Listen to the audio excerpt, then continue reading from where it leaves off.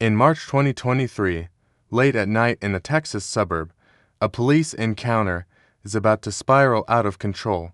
An officer storms into a local county commissioner's home to make an arrest. "Get away from me! Help! Help!" After arresting the commissioner's son, the officer even forcibly confiscates the recording phone. But this illegal cross-district enforcement is about to cost the department dearly. It started when two brothers, both lawyers, were driving home to their family villa in Wood County. A deputy from the neighboring Smith County hauled them and initiated a stop for broken tail lights. "I'm with the Smith County Sheriff's Office. Reason for the stop is your tail lights were not working." While the reason sounds legitimate, there is a fatal flaw. They are currently in Wood County. "I'm actually outside of your jurisdiction. You work with Smith County Sheriff's Office." Smith County officers have no jurisdiction here. The driver, knowing the law, refuses to provide his license. He even cites State Code 184, Section 3, proving the officer is acting illegally. The officer, driven by a need for control, ignores the law and demands the license repeatedly. The passenger, the younger brother with a fiery temper, can't stand it. He starts filming. He literally slaps a law book onto the hood of the car, demanding the officer read the law before enforcing it. This act of defiance completely triggers the officer, igniting a legal showdown. The officer tries to dismiss the passenger, but the younger brother insists he is a concerned citizen. The brothers aren't just random citizens. Their mother is the county clerk, and their father is the county commissioner.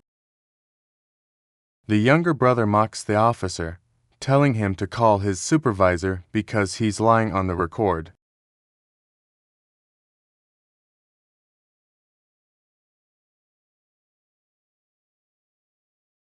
The officer decides the driver is the suspect and claims the passenger is interfering. Using the refusal to identify as an excuse, he moves to arrest the older brother. "Right now you are being detained, illegally detained. You are going to lose your job."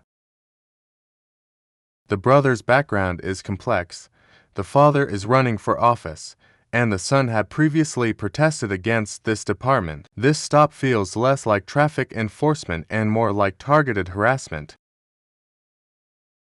Seeing his brother arrested, the younger one screams for their mother, but the officer calls for backup.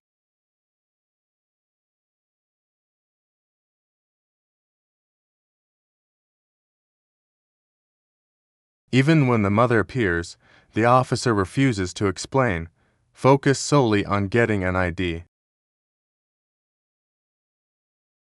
"Sir, this is not about you, okay? The situation is about to explode as backup arrives."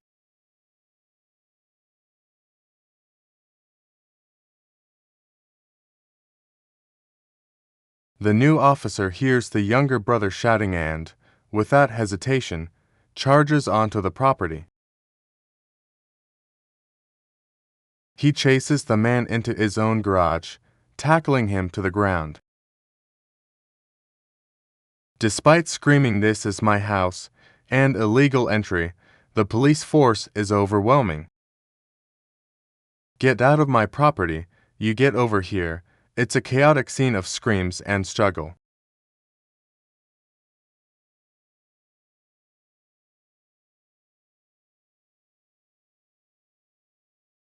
"Help! Help! Give me your hands now."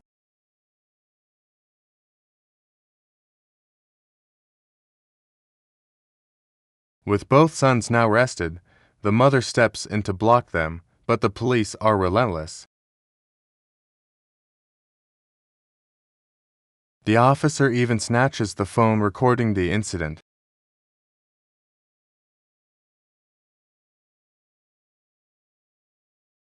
Finally, the father, the county commissioner, reveals himself from the shadows.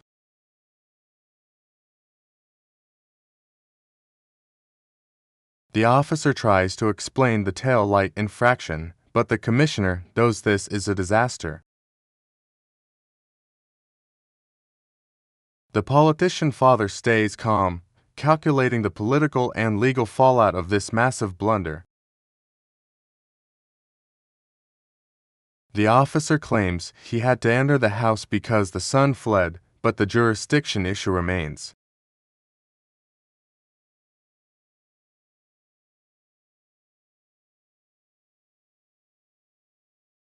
Both brothers were jailed, and even the mother was arrested later, but the courtroom would be their battlefield.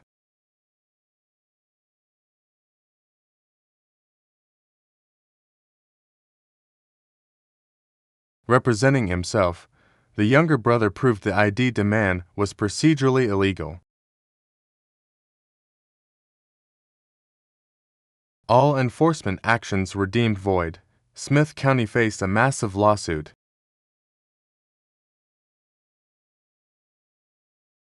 The family demanded over $150 million.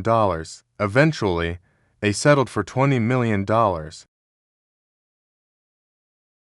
The officer was fired. As the brother stated, when law enforcement violates the law, citizens must stand up. It's not about the money, it's about the dignity of the law.